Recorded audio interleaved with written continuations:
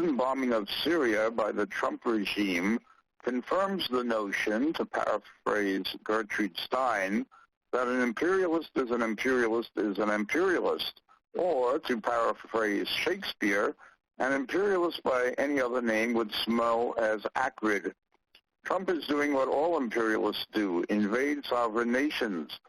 The recent and previous gas attacks in Syria, like the Gulf of Tonkin incident, the Kuwaiti incubator baby hoax, the bogus humanitarian crises in Kosovo and Libya, 9/11, and the Iraqi WMDs are just too convenient as excuses to launch preemptive attacks to be taken seriously.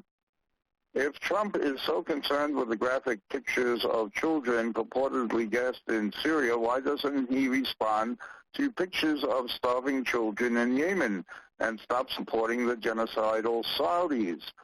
The question then arises, how many times can the U.S. lie in order to bamboozle public opinion to justify its wars and still get away with it?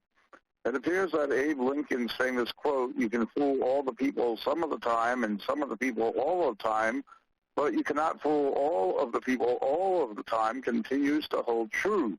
Hopefully more and more people cannot be fooled any longer. Contrast the U.S. count of the gas attack in Syria to the bombing of Mosul in Iraq. According to the U.S., terrorists have been using human shields in Mosul, huddling women and children in vacant buildings that appear to be genuine targets, thus placing them in harm's way so that they will be blown to bits by U.S. airstrikes. The terrorists can then decry the slaughter for their own purposes. The same holds true in Syria's Idlib province.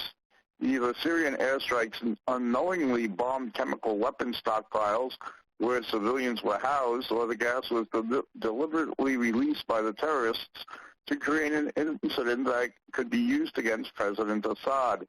Either way, the purpose was to give cover for the U.S. military escalation. Now that the U.S. has boots on the ground and is launching airstrikes against Syrian forces, Trump has done what critics of Hillary Clinton said she would do if elected, which only goes to show that there is no substantive difference between one or another imperialist who occupies the White House.